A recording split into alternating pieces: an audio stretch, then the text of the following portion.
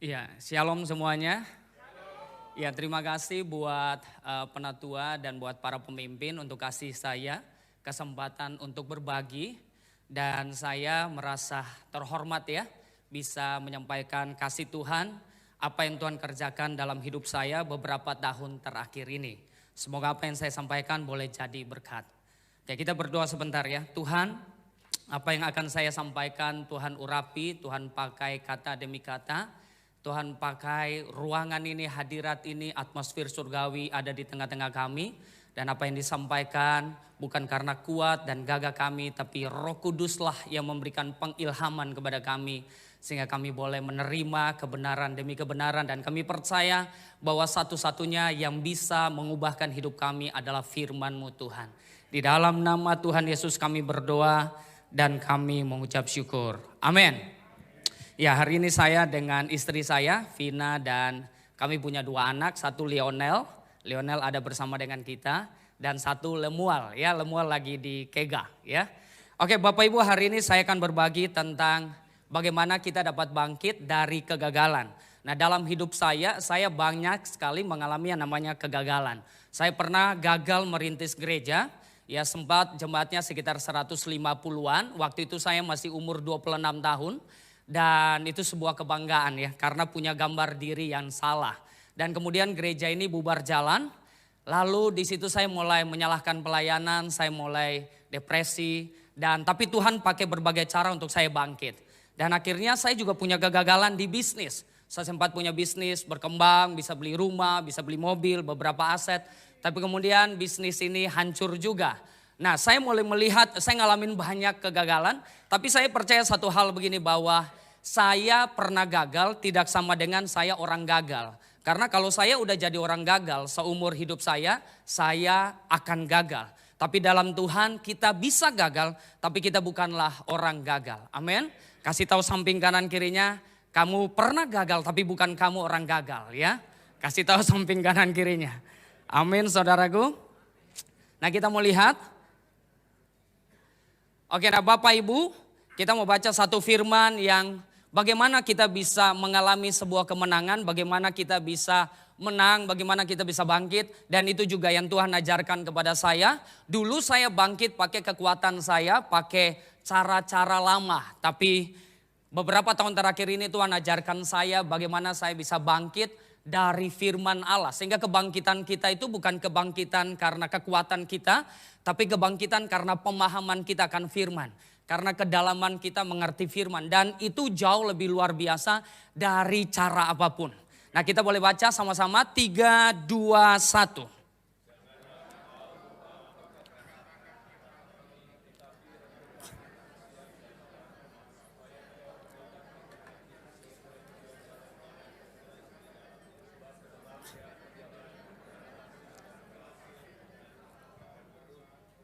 Nah, dikatakan bahwa perjalanan kita akan berhasil dan beruntung. Dalam terjemahan lain dikatakan bahwa kita akan makmur dan kita akan sukses.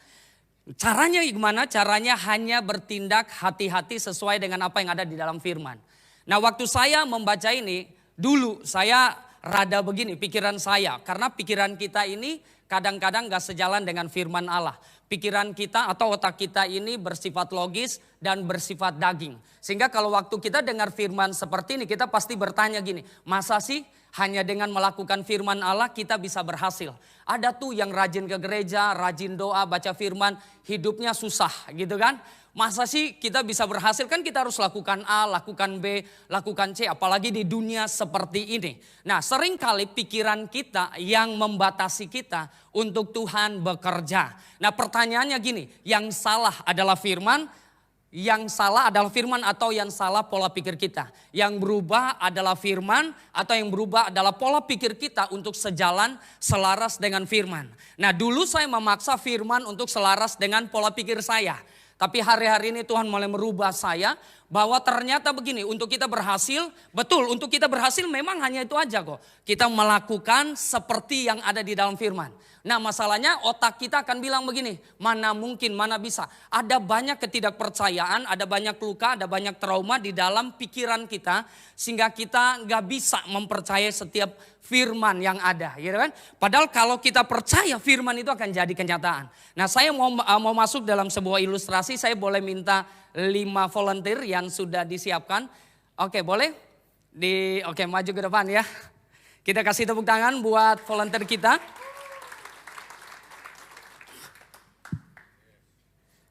Oke, ya, para pria-pria luar biasa. Oke, 5 ya. Iya. Nah ini yang Tuhan bukain sama saya dan istri dalam 8 tahun terakhir ini kami belajar ya. Oke, nah waktu kami belajar kami coba menemukan kebenaran-kebenaran yang mengubahkan hidup saya. Jadi manusia itu pasti di sini para penatua udah ngajar kita, para pemimpin sudah ngajar juga. Bahwa manusia terdiri dari, boleh maju ke depan, tubuh, ada jiwa dan ada roh, ya kan Bapak Ibu ya. Ini kita udah pengajaran dasar lah di Abalaf ya.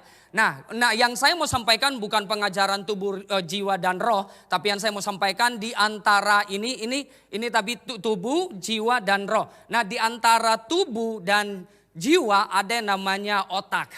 Ada yang namanya apa? Otak, bukan otak-otak ya, otak.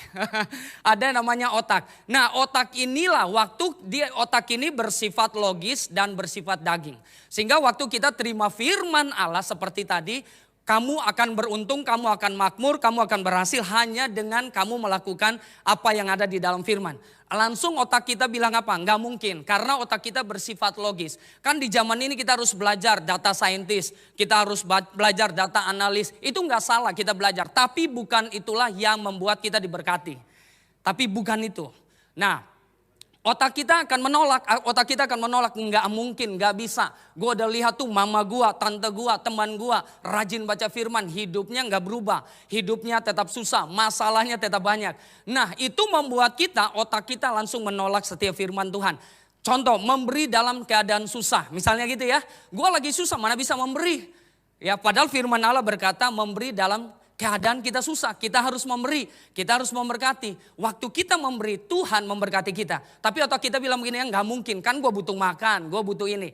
Nah otak kita ini bersifat logis dan bersifat kedagingan. Sehingga dia akan menolak setiap firman yang gak logis, setiap firman yang gak sesuai dengan yang maunya dia.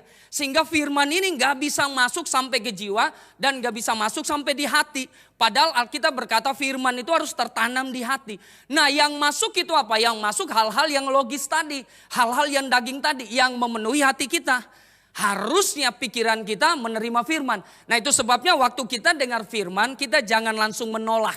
Kita jangan langsung menolak. Kita perlu berdoa supaya Tuhan memberi kita pengertian. Makanya di sini dikatakan begini Bapak Ibu. Di dalam Amsal 3 ayat yang kelima dikatakan bahwa janganlah kamu bersandar kepada apa? Pengertianmu sendiri. Di terjemahan yang lain dikatakan janganlah kamu bersandar pada akalmu. Pengertian akalmu. Nah akal itu sama dengan otak. Dan jadi waktu kita dengar firman jangan pakai pengertian kita. Nah seringkali kenapa salah kita mengartikan firman? Karena firman diartikan pakai logika kita, pakai otak kita. Ya kan? Nah itu sebabnya Tuhan juga katakan di dalam apa?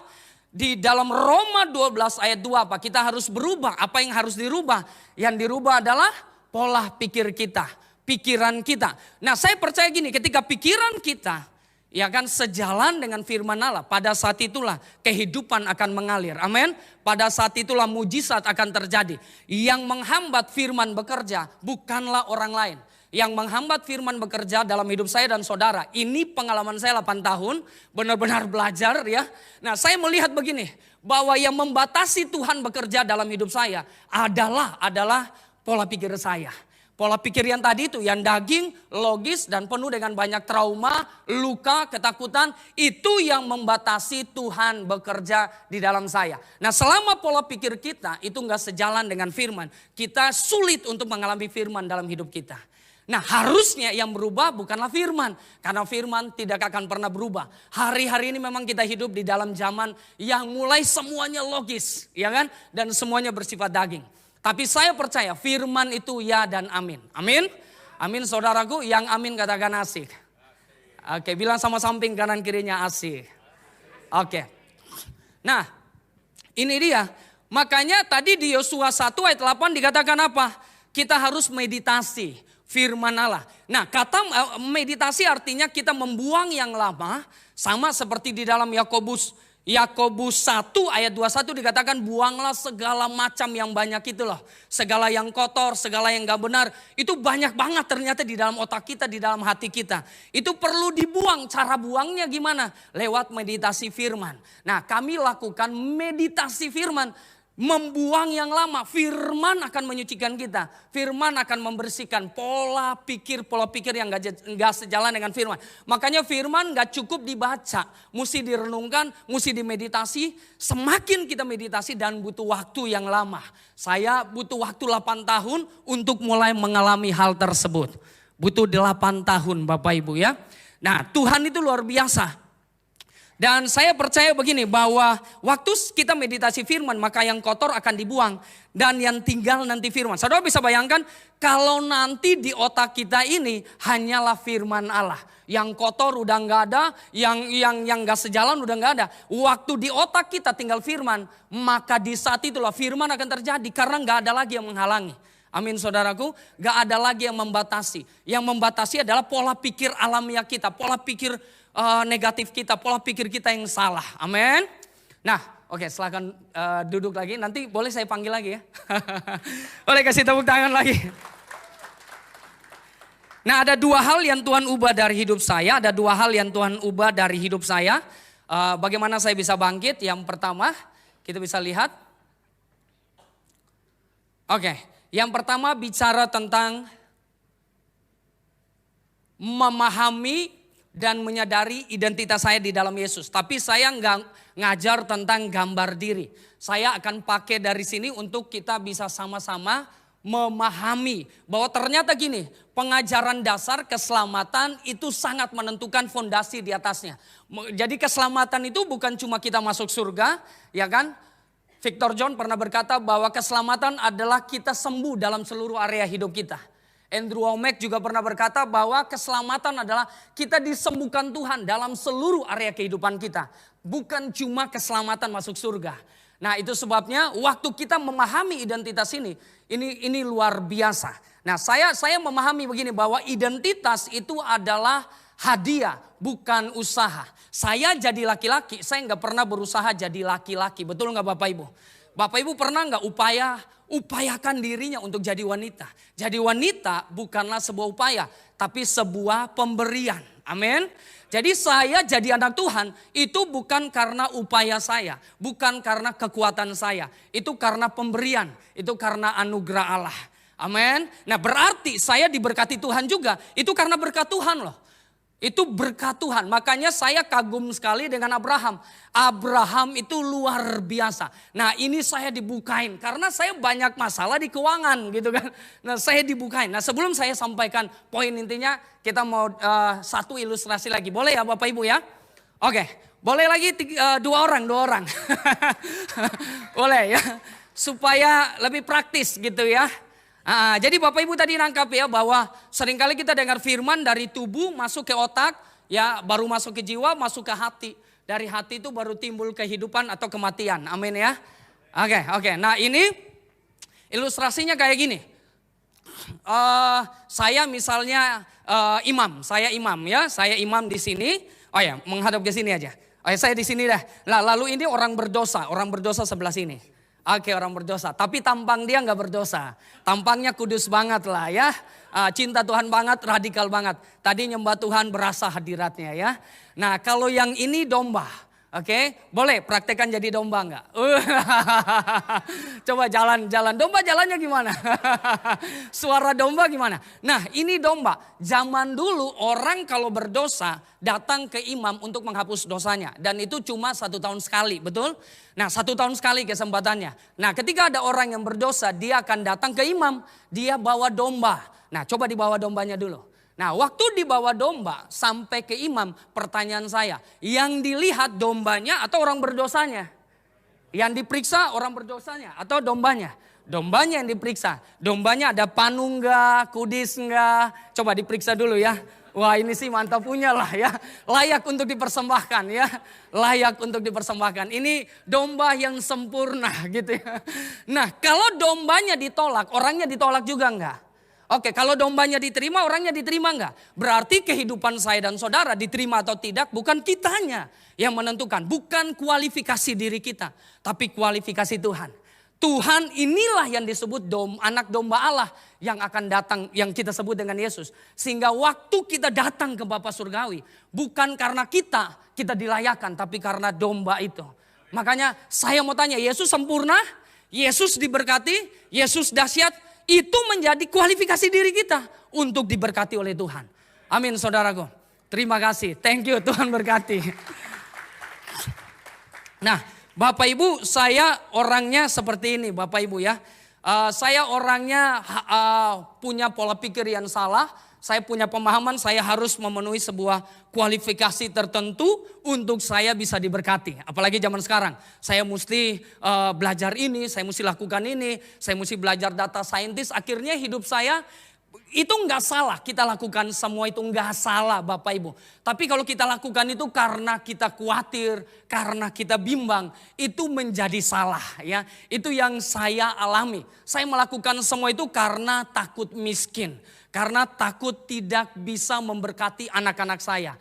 Jadi saya coba lakukan ini, lakukan itu, memenuhi kualifikasi ini, kualifikasi itu untuk saya diberkati.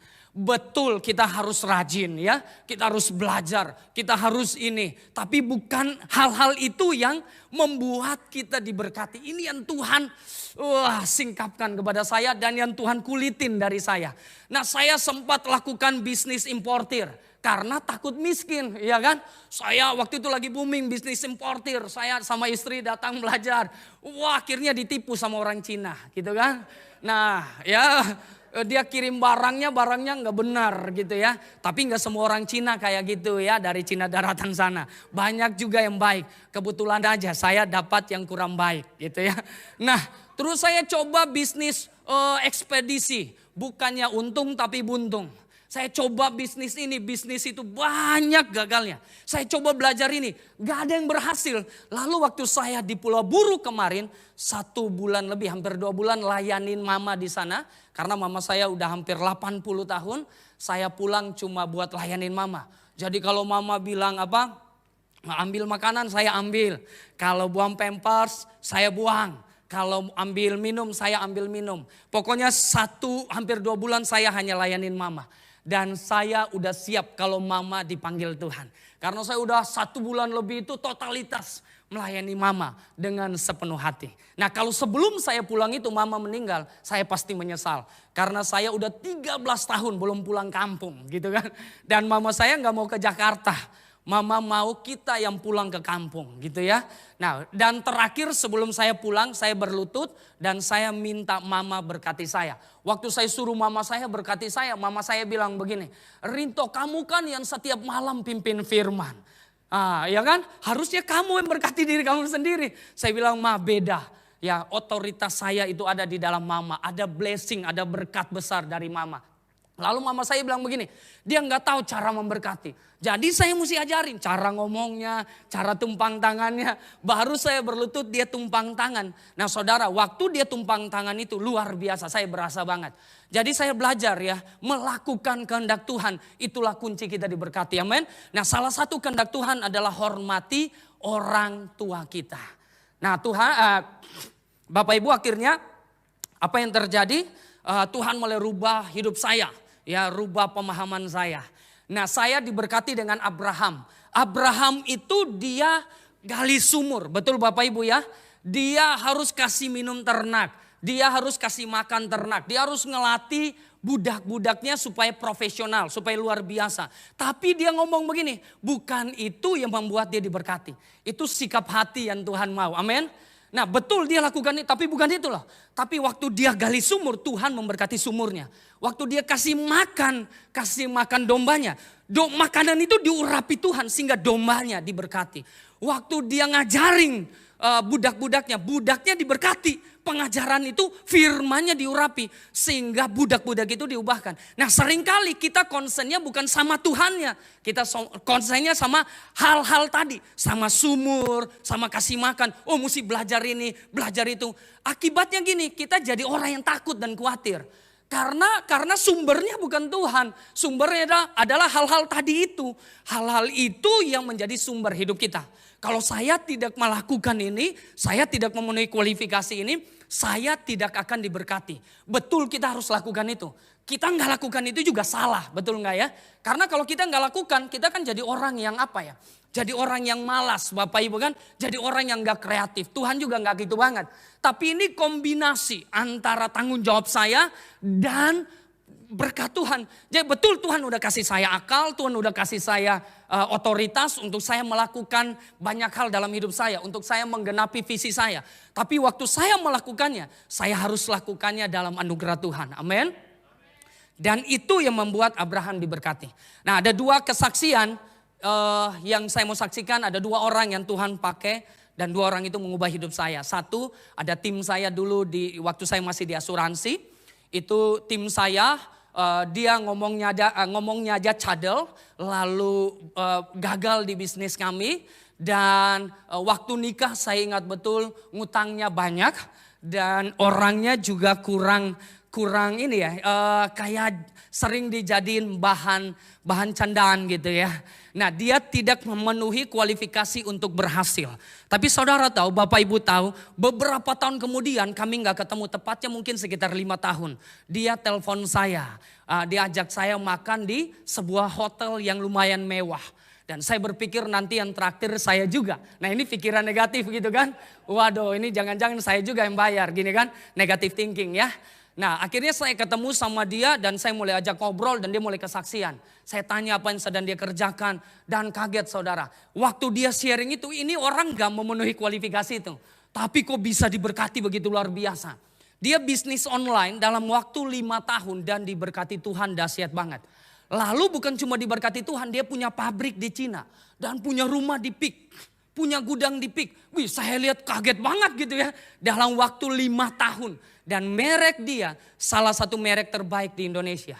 Wih dahsyat banget. Lalu saya tanya sama dia, apa yang kamu lakukan? Biasa kan kita gitu ya. Apa yang kamu lakukan sehingga kamu diberkati Tuhan luar biasa? Dia cuma jawab gini, saya diberkati Tuhan. Ya karena berkat Tuhan kak. Saya mah gak bisa apa-apa, kakak kan tahu. Ini semua karena berkat Tuhan. Pulang dari situ, saya di mobil. Sayanya yang dilawat Tuhan. Wih dia bayar semua, dia kasih saya wine, kasih baju, luar biasa. Dia bilang begini, saya tidak akan pernah melupakan orang yang pernah berjasa dalam hidup saya. Salah satunya kakak. Waktu di asuransi kakak training, kakak latih saya dan itu mengubah hidup saya. Betul saya sukses di sini tapi salah satunya Tuhan pakai. Ya, pelatihan-pelatihan di situ. Nah itu luar biasa, amin. Itu di mobil saya mulai kebuka tuh. Wah benar ya, saya orangnya harus lakukan ini, lakukan itu untuk saya diberkati. Tapi lewat kesaksian itu saya sadar bahwa yang membuat kita diberkati adalah berkat Tuhan. Tuhan memberkati waktu kita bisnis di online, amin. Waktu kita posting, berkat Tuhan lah. Tuhan menyertai, Tuhan mengurapi. Itu yang membuat kita diberkati. Amin saudaraku. Sehingga hidup kita itu ada dalam berkat Tuhan. Bukan di dalam situasi, keadaan dan kondisi yang ada. Yang setuju katakan amin. Yang percaya katakan asik. Coba bilang sama samping kanan kirinya asik. Oke, lebih kencang lagi dong, asik. Oke, nah ada satu kesaksian lagi Bapak Ibu. Ada satu kesaksian dari saudara saya waktu saya pulang ke Ambon. Dia cerita waktu dia dari Ambon merantau ke Pulau Buru. Itu dari Ambon, satu malam ke Pulau Buru naik kapal. Dia berpikir di sana dia akan sukses sebagai seorang IT. Dia bisnis jaringan. Sampai di Pulau Buru dia bukannya berhasil tapi buntung. Ya dia rugi, gagal. Setelah 4 tahun di sana dia pulang. Dan waktu dia pulang dia bersama dengan istrinya. Mereka akhirnya menyerahkan hidup mereka kepada Tuhan. Bahwa masa depan mereka ada di tangan Tuhan. Nah tiba-tiba kakaknya itu ngomong ke dia untuk ambil alih toko komputernya. Dan karena kakaknya itu mau ke luar negeri. Nah dan akhirnya diambil alih. Begitu diambil alih sebulan kemudian ada dinas pendidikan datang. cari-cari komputer yang akan dipasang di seluruh sekolah di seluruh Maluku. Mulai dari SD, SMP, SMA gitu ya sampai kampus. Dan yang luar biasa itu bayar cash di depan. Jadi misalnya budgetnya 20M. 20M di depan. Dan gak ada lelang, gak ada nego. Langsung begitu aja. Dia kaget loh. Dan itu berlangsung selama 3 tahun. Dalam 3 tahun itulah dia bayar utangnya. Dia bangun rukonya. Dia bangun bisnisnya. Dia bangun gudangnya. Dan saya tanya itu gimana? Ya dia bilang gak tahu. Itu semua berkat Tuhan. Amin. Berkat Tuhan lah. Ya. Nah, 2 orang ini mengubah hidup saya. Bahwa Tuhanlah yang memberkati kita. Betul kita perlu lakukan semua. Perlu belajar. Tapi ingat bukan itulah yang membuat kita diberkati. Amin. Amin.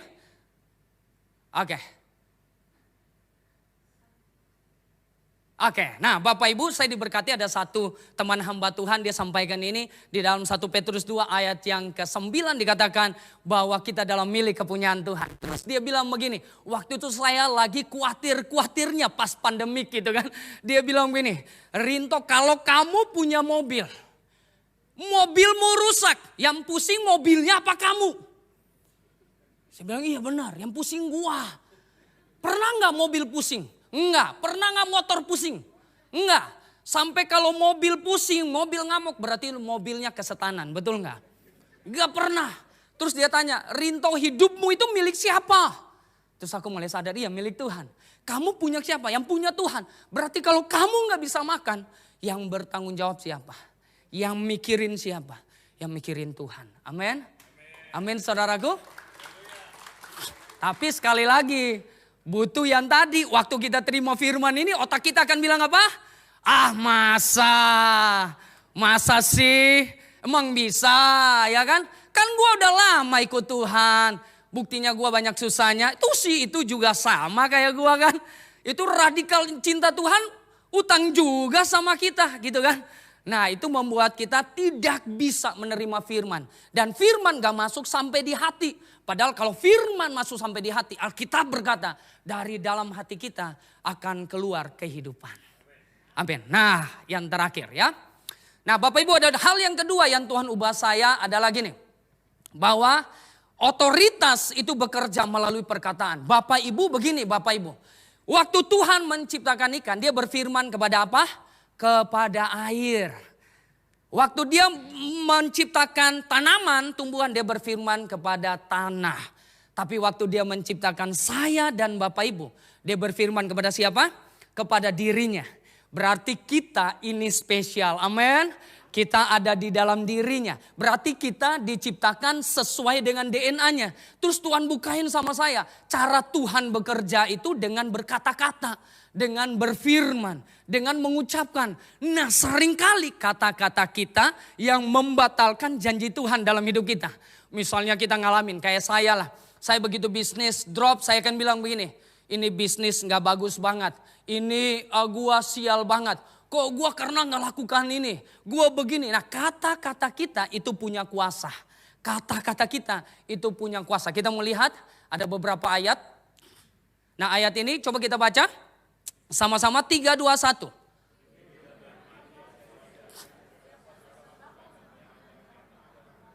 Wow, hidup dan mati dikuasai lidah. Jadi kalau saudara mau hidup dan mengalami kehidupan Kristus, pakailah kata-kata kita untuk melepaskan firman Tuhan, untuk melepaskan janji Tuhan. Nah, seringkali yang membatalkan doa kita adalah perkataan kita sendiri. Kita punya mimpi, kita punya doa, kita punya iman. Tuhan mau sembuhkan kita, Tuhan mau berkati kita. Tapi dengan kata yang sama kita membatalkan berkat-berkat itu. Oh gak mungkin Tuhan berkati kita. Oh ini kita mulai menyesali, kita mulai mengeluarkan kata-kata yang negatif. Kata-kata yang bertentangan dengan doa-doa kita. Itu sebabnya waktu Tuhan ajarin ini, hati-hati dengan kata-kata. Karena kata-kata kita punya kuasa. Karena kita diciptakan sejalan dengan Tuhan, se-DNA dengan Tuhan, sefrekuensi dengan Tuhan. Jadi kalau Tuhan bekerja lewat firman, kita pun bekerja lewat firman. Makanya Adam waktu di Taman Eden, dia memerintah lewat firman. Ya, dia memberi nama itu pakai firman, memberi identitas kepada seluruh makhluk hidup pakai firman, Bapak Ibu. Amin. Itu sebabnya hati-hati dengan kata-kata kita.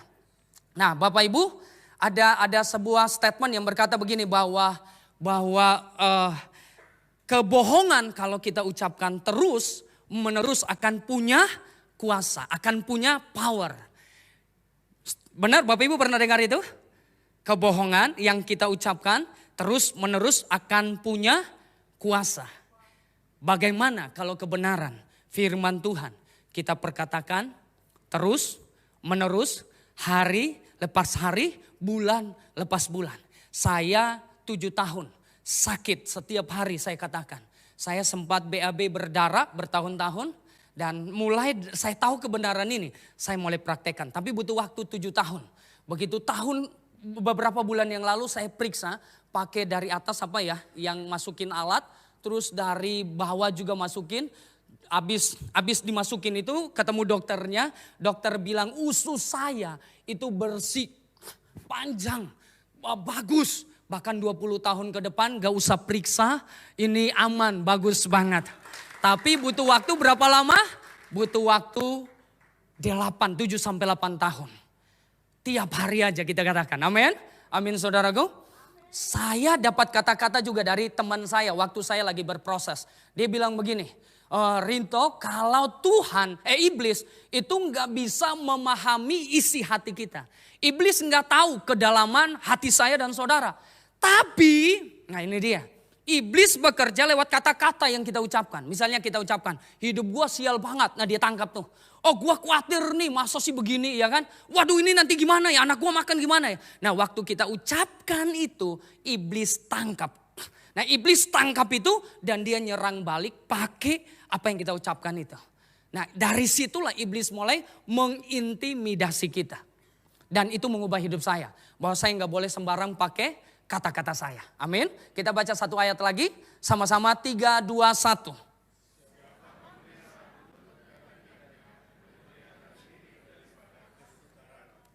Wow. Alkitab berkata apa di situ Bapak Ibu? Alkitab berkata siapa memelihara mulut dan lidahnya, memelihara diri pada masa kesukaran. Jadi kalau kita nggak memelihara mulut dan lidah kita, berarti kita akan terus ada di dalam masa kesukaran. Akan terus ada di dalam problem dan masalah kita. Itu sebabnya kita mau pakai kata-kata karena kita punya otoritas. Nah yang terakhir saya mau kesaksian Bapak Ibu. Ini kejadian, jadi Bapak Ibu waktu saya pulang di hari-hari terakhir. Di hari-hari terakhir mama saya suruh saya untuk beresin lahan mama saya. Nah ini lahan, saya pikir lahan minyak kayu putih itu kebetulan papa saya pengusaha minyak kayu putih. Lahan minyak kayu putih satu lahan sekitar 4 sampai 5 hektar. Saya berpikir seperti itu. Ternyata satu lahan itu 1.000 hektar. Saya kaget saudara, 1.000 hektar berarti 1.000 lapangan bola.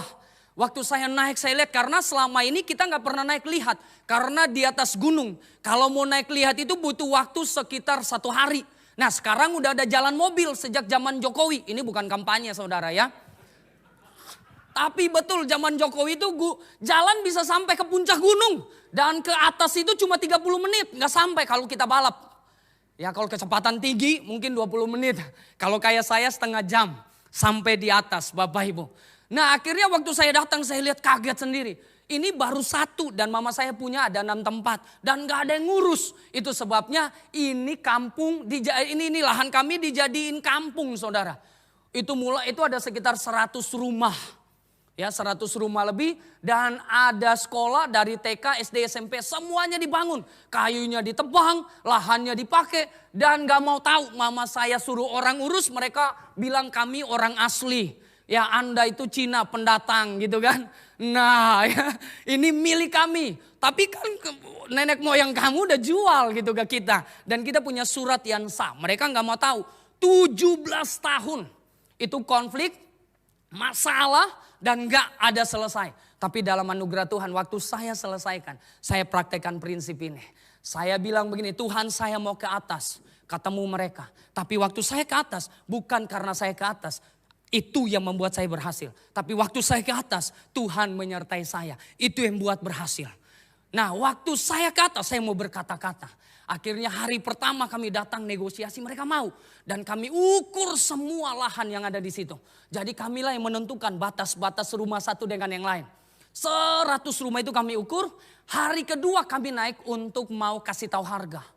Nah begitu kami naik untuk mau kasih tahu harga, itu wartawan datang. Ternyata udah dilapor ke bupati. Dan biasa lagi mau pilkada. Ya bupati lagi butuh apa? Butuh masa ya. Jadi ini lumayan kan 100 kakak. Belum anaknya, belum menantunya, belum ininya kan. Ya bisa 200-300 orang. Berarti lumayan suara. Nah akhirnya saya ditekan. Waktu saya ditekan itu saya agak takut juga karena saya udah minoritas ya, sendiri nggak punya siapa-siapa, dan saya sempat mau telepon beberapa teman atau rekanan yang punya jalur gitu kan, tapi Tuhan bilang begini, jangan ya kan, aku akan bekerja. Dan akhirnya saya cuma berdoa dan berkata-kata, tinggal tenang di dalam Tuhan. Bapak Ibu apa yang terjadi kalau saya kesaksian nanti panjang, nanti di next kesempatan ya Bapak Ibu ya. Tapi intinya gini, Tuhan bekerja dan apa yang terjadi bupati juga akhirnya gak masalah ya, dia merestui dan orang-orang di sana juga akhirnya mau bayar dengan sukacita. Dan itu nilainya, itu kalau gak diurus sayang, begitu diurus dalam 2 hari, itu baru 50 hektar tuh, itu sekitar 500 juta. Ya harga tanah di sana, kalau itu tanah di Jakarta saya jadi konglomerat ya. Langsung kasih 2 hektar buat Abalov KTC ya. Cuma tanahnya di kampung saudara, di Pulau Buru ya. Tapi dari sini saya belajar otoritas loh Bapak Ibu. Jadi kalau mereka masalah perbatasan, mereka gak tanya lurah. Mereka gak tanya polisi, tanyanya saya. Jadi saya bilang begini, ini batasnya sini. Dengar semua. Wih, jadi saya kayak orang yang punya otoritas. Di situ Tuhan bilang begini, begitulah kalau kamu berjalan dalam otoritasku. Keren ya. Nah terus ada satu lahan itu lokasi letaknya strategis. Ada 2 orang berebutan. Nah yang putusin siapa? Saya. Jadi dia telepon saya, ini kamu mau kasih kepada siapa? Bapak desa telepon. Bapak desa keputusannya tergantung saya. Karena seluruh lahan itu aset papa saya. Nah karena saya anak dari papa saya punya warisan itu. Saya punya otoritas itu. Luar biasa ya Bapak Ibu. Nah yang kedua, ini kesaksian. Bapak Ibu dari dulu saya pingin punya bisnis laut, yaitu teripang saudara ya. Dan saya udah cari-cari gak ketemu. Yang luar biasa teripang itu di sini disebut apa ya, orang Chinese apa? Itulah ya bahasa Chinese gitu, saya agak susah ngomongnya. Nah itu Bapak Ibu, waktu saya berjalan dalam anugerah Tuhan, Tuhan bekerja loh. Dipertemukan dengan salah satu big boss. Itu yang menyuplai teripang bukan cuma ke Jawa tapi ke luar negeri. Ini big boss di Kepulauan Aru. Aru itu memang itu satu pulau banyak banget hasil alamnya, hasil lautnya. Nah ini bosnya langsung. Saya pelayanan, kita bikin camp dan dia salah satu pekerja. Dan dia mau support saya.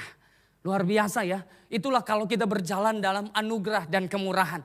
Tuhan pertemukan, Tuhan buka jalan dalam kasih karunia-Nya. Jadi bukan karena apa yang kita lakukan kita diberkati. Tapi apa yang Tuhan lakukan, Tuhan kerjakan. Kita menerima berkat Tuhan. Amin. Nah ini juga Bapak Ibu, ini ada komunitas yang kami rintis. Ini ada satu komunitas Bapak Ibu, kalau lihat yang sebelah kanan, komunitas ini dimulai dari bisnis asuransi. Ya kan, jadi dari bisnis asuransi saya layanin salah satu nasabah saya cancer. Nah begitu saya layanin, klaimnya keluar, dia senang. Terus saya ngobrol sama dia, Tuhan gerakan saya untuk layanin dia. Akhirnya saya dan istri layanin dia. Dia dari takut mati jadi gak takut mati. Ya kan, ketika dia udah gak takut, saya yang balik takut gitu kan. Habis itu saya gak takut lagi. Karena saya lihat dia makin hari makin parah. Tapi Tuhan bangkitin dia. Dari dia ke mana, ke rumah sakit cancer itu apa? Darmais itu pakai diantar orang, sekarang pakai motor sendiri. Luar biasa. Dia punya iman dan dia udah siap mati. Tapi kalau Tuhan mau sembuhkan, dia juga siap. Dan kalaupun dia sembuh, dia mau hidup buat Tuhan. Makanya Bapak Ibu, selagi kita dikasih waktu, pakailah untuk melayani Tuhan. Pakai bisnis kita bukan sekedar untuk cuan, amin. Tapi untuk memberkati Tuhan. Itu sebabnya nanti saya mau balik tahun depan ke Pulau Buru bersama dengan istri. Karena ada pekerjaan-pekerjaan besar yang akan Tuhan kerjakan, amin.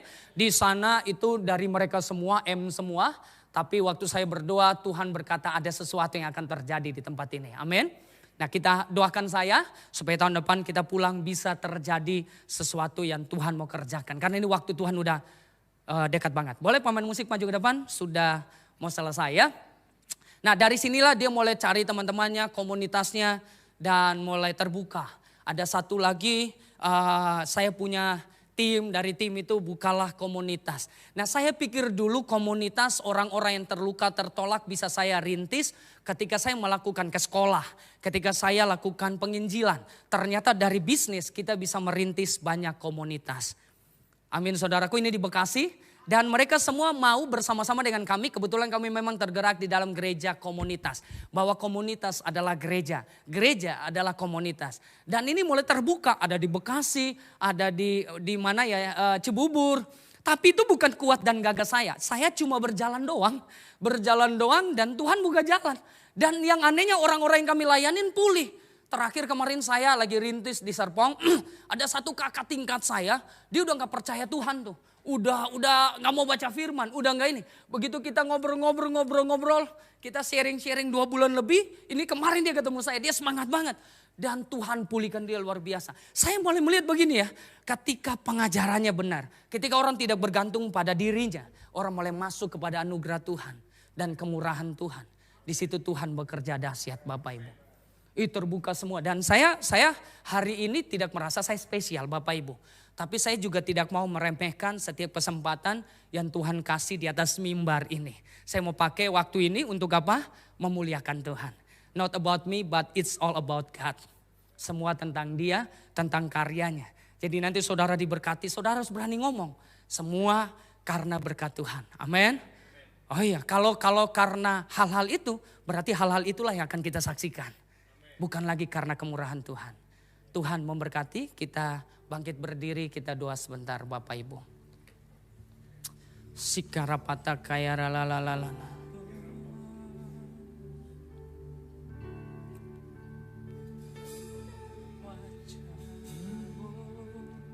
Dan berseru pertolonganku datang darimu. Peganglah tanganku, jangan lepaskan. Kaulah harapan dalam hidupku. Peganglah jauh dan berseru.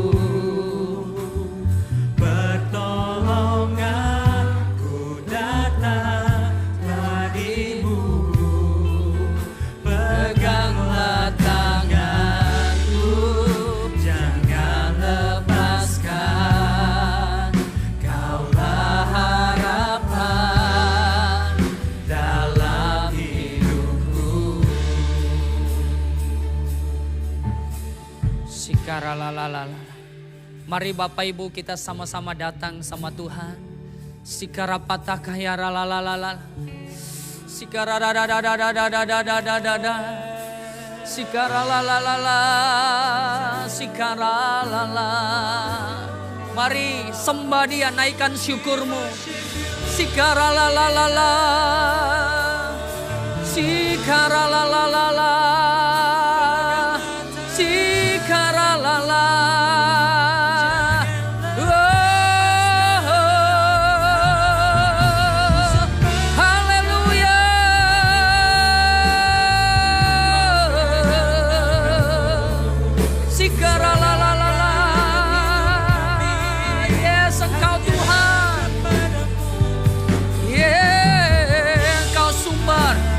Sumber hidup kami Tuhan.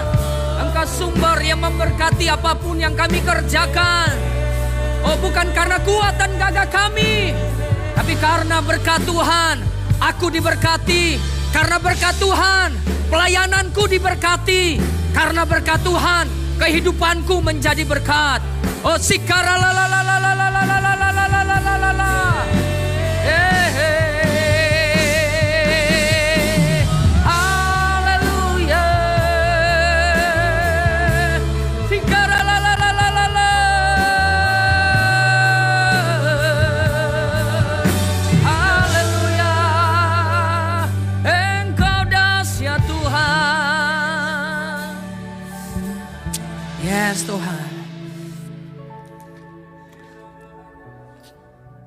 Terima kasih Tuhan.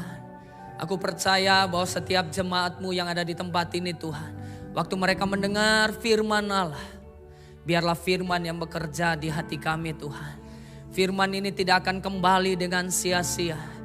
Dan kami berdoa, ubah pola pikir kami Tuhan. Supaya pikiran-pikiran lama kami, pikiran-pikiran duniawi kami, pikiran-pikiran logis kami yang tidak sejalan dengan firman-Mu boleh diubahkan. Kami mau meditasi firman-Mu hari lepas hari. Karena itulah kekuatan kami. Sehingga kami bisa sejalan dengan firman-Mu. Waktu pikiran kami dipenuhi oleh firman, maka pada saat itu pikiran kami akan mengalami firman. Dan kehidupan kami akan mengalami firman. Roh Kudus bekerja di tengah-tengah kami. Bukan karena kuat dan gagah kami, tapi karena berkat Tuhan. Bisnisku diberkati. Kami akan buat sebuah komitmen baru. Kami akan ubah pola pikir kami. Betul, di masa yang tidak menentu ini kami perlu belajar. Kami perlu lakukan A, B, dan C. Tapi bukan A dan B dan C itulah yang membuat kami diberkati. Kami perlu melakukannya, tapi bukan karena kami takut. Tapi kami melakukannya sebagai langkah iman. Dan Tuhanlah yang memberkati setiap langkah-langkah kami. Itu yang membuat kami diberkati Tuhan. Terima kasih Tuhan. Mari jamah anak-anak-Mu. Mari ubah kami Tuhan. Supaya kami serupa dan segambar dengan Engkau. Dalam nama Yesus kami berdoa dan mengucap syukur. Engkau baik dan sangat baik. Amin.